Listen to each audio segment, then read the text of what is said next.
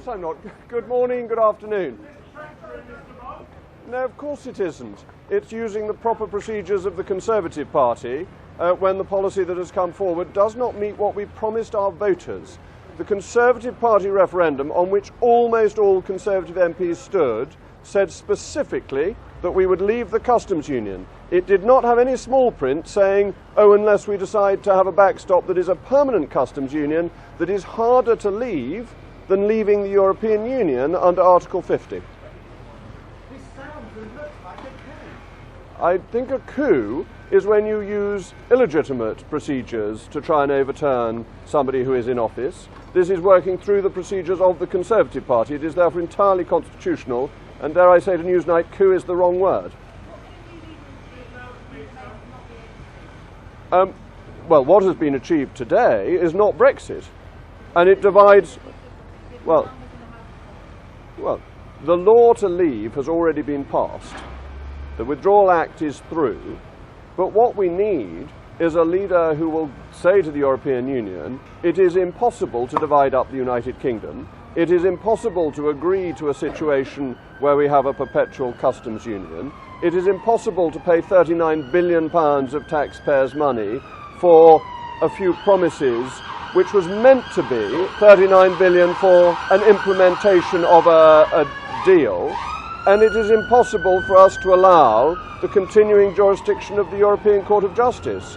That the problem is that the negotiations have given away on all the key points. I don't think that's correct. We'll have to wait and see. Laura, please.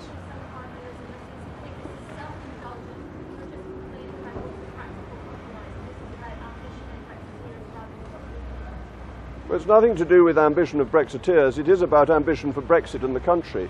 Leaving the European Union is the most fantastic opportunity for the United Kingdom. It means we can have the opportunity of setting lower tariffs, cheaper food, clothing and footwear, helping the least well off in our society the most.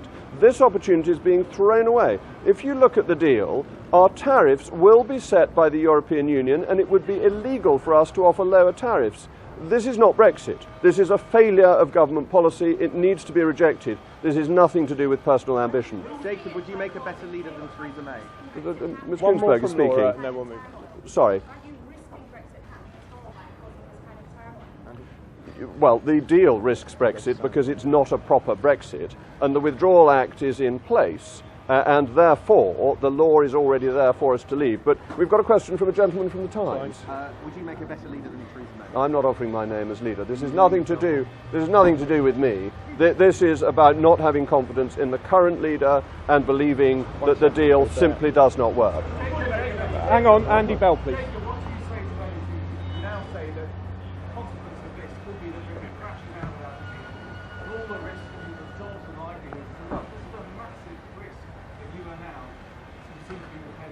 We have heard Project Fear again and again. On it goes. But that all the aspects of Project Fear so far have been wrong. We were promised a punishment budget. That never happened. We were promised an increase of unemployment by 800,000 by voting to leave. That did not happen. We trade with other countries on World Trade Organization rules. It takes 6 seconds for goods to be cleared at Southampton. We do not need to trade on anything other than WTO rules. That will be an economic success and will be free to determine our own future. Democracy will win. Hang on, sorry, let's have order. We've got plenty of time. Yes, but Mr. Andy Crick Bell, always gets... Oh, you want to know? You've had a go. Mr. Crick. Who would make a better leader than Mrs. May? The Conservative Party is likely to be full of talent, and there are many, many people. You asked me that on the stairs coming down, and we... OK, well, who do you want me to start with? You've got Boris Johnson and David Davis, and you've got Dominic Raab and Esther McVeigh, you've got Penny Mordaunt. You have streams of talent within the Conservative Party who would be very capable of leading a proper Brexit. Jacob, 1, 2, 3. Please. Oh, we've got to have the Telegraph. I think one of the problems was having a Remainer, and that I recognise that compromises will need to be made, but the difficulty with having a Remainer is that people feel the compromises are made in a Remain direction rather than in a Leave direction.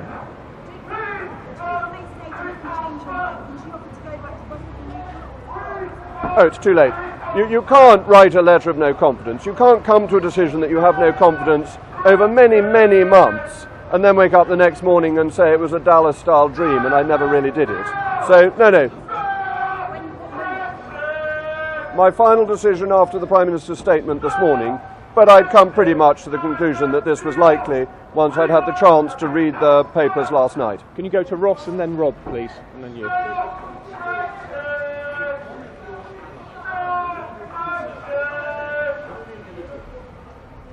Well, the first thing to do is to go back to Brussels and say, look, the option now is that we leave under the laws that we have already passed without any deal at all. And that therefore we will move straight to World Trade Organization terms, we will be a third country, and we will operate on that basis, the basis with which we operate with the rest of the world. Bear in mind, only 7% of the world's population lives in the European Union, so our dealings with the rest of the world are very important. But I think it would be sensible to make a generous offer to the EU, a generous offer on EU nationals' rights in this country, on money for a transition implementation period. So I think there are things that could be offered and it would be wise to offer. Rob, please. So to follow up on that, why is the EU going to give you a deal, or whoever your new leader is, a deal that they wouldn't give to Theresa May, that they wouldn't give to Dominic Raab, they wouldn't give to David Davis? Well, I don't think Dominic Raab and David Davis had much say in this. I think we know full well that they were out-negotiated by the person. It was being run by Downing Street. We know that very clearly, and you will remember the machinery of government written ministerial statement that was put out in July that made it quite clear the negotiations were being run from Downing Street in the Cabinet Office. So they weren't in charge of them. We didn't ask for the right things, and we asked for this customs union backstop. The British government asked to tie us into this ridiculous customs union backstop. If you can, speak up just a little bit. This gentleman, Would it be a sign of a lack of support for your position if 48 letters haven't been sent to Graham Brady by the end of today? Not by the end of today, but yes, if nobody else follows, if you lead people and everybody hides in a cupboard, that would not be a great position to be in. That is obviously true. I think the letters will go in, but I'm not giving a time frame. Gentleman here, please. Yep. Who do you think should be the next Brexit secretary? I don't think there's much point in a Brexit secretary when it's all being run from Downing Street.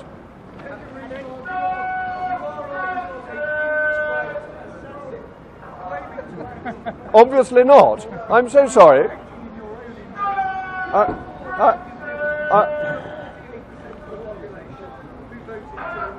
Well.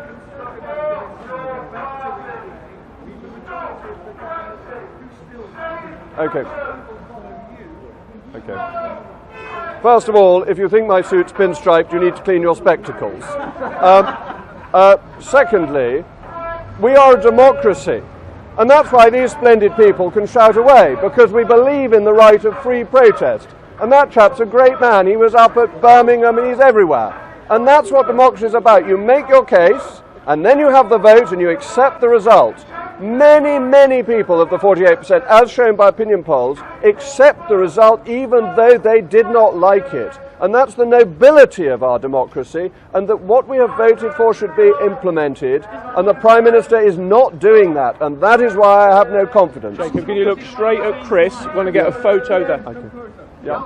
How soon can you get a new leader, do you think? I think it can be done quite quickly. I think the parliamentary processes can be sped up. And bear in mind, the Conservative Party now has a list of members at Central Office. It doesn't have to go around the country asking who the members are. Oh, not months, but I think weeks. I think it would be unrealistic to do it faster than that. Is democracy the right to change your mind? Of course people can change their mind, but how do they indicate they've changed their mind? We have a system. And we know perfectly well that we got this referendum because it was a manifesto commitment in a general election. We then had the referendum, and we then had a general election where both main parties recommitted to implementing the referendum result. So yes, of course, if there were to be a general election and a party were to stand on a platform saying they wanted to reverse the result, that would be democratic. For there to be a cabal, a coup, an attempt to overturn the vote without any of that happening would undermine people's trust and belief in democracy. I think Nick Watt wanted to come in again.